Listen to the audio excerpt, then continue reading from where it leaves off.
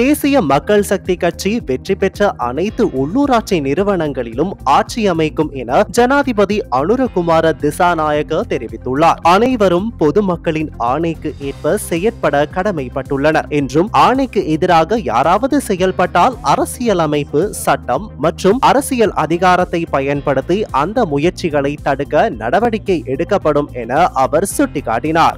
Zuzi, the clothing store. முழு குடும்பத்தினருக்கும் தேவையான அனைத்து ஆடை அணிகலன்களையும் ஒரே இடத்தில் கொள்வனவு செய்யுங்கள்.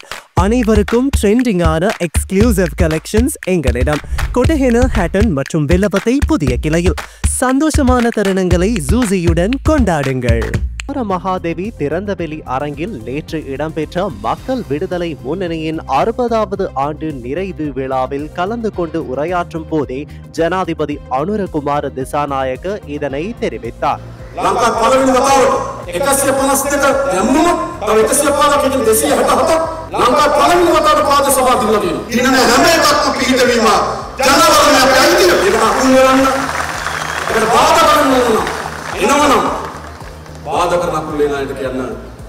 மக்கள் ஆணை என்ற வார்த்தையை நன்கு புரிந்து கொள்ள வேண்டும். ஒரு குறிப்பிட்ட பிரதேச மக்கள் அந்த நகர சபைகளை 1 அல்லது 2 இயக்கங்களுக்கு அதிகாரத்தை ஒப்படைக்க வேண்டும் என்று நினைப்பவர்கள். ஏனையவர்கள் ஒருவர் அல்லது இருவர் இருந்தால் பரவாயில்லை என தேர்ந்தெடுத்த இயக்கங்கள் உள்ளன. இலங்கையில் முதல் முறையாக 267 பிரதேச சபைகளை வெற்றி பெற்றுள்ளோம். வெற்றி பெற்ற ஒவ்வொன்றிலும் ஆட்சி அமைக்கும் மக்கள் ஆணை எமது உரிமையாகும். இப்போது சிலர் கூறுகின்றனர் எமது மக்கள் ஆணை ரத்து செய்யப்பட்டு விட்டதாக. நான் இதை பார்த்துவிட்டு பாராளுமன்ற தேர்தலையும் சேர்த்து உள்ளூராட்சி மன்ற தேர்தலை கணக்கிட்டேன். எங்கே மக்கள் ஆணை ரத்து செய்யப்பட்டுள்ளது? அங்குதான் மக்கள் ஆணை உள்ளது. எனவே நாங்கள் மக்கள் ஆணைப்படி செயல்பட உறுதி பூண்டுள்ளோம். யாராவது மக்கள் ஆணைக்கு எதிராக செயல்பட்டால் அரசியல் அமைப்பு, சட்டம் மற்றும் அரசியல் உட்பட அனைத்து வழிகளையும் பயன்படுத்தி செயல்பட நாங்கள் தயாராக இருக்கிறோம். சட்டம் போதாது என்றால் 3/2 பெரும்பான்மையும் உள்ளது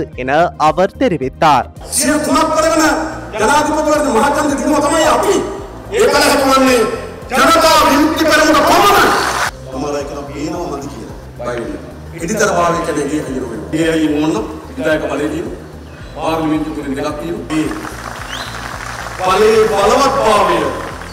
අපේ ඇඟින් මනින් එන්නේ කරුණාකරලා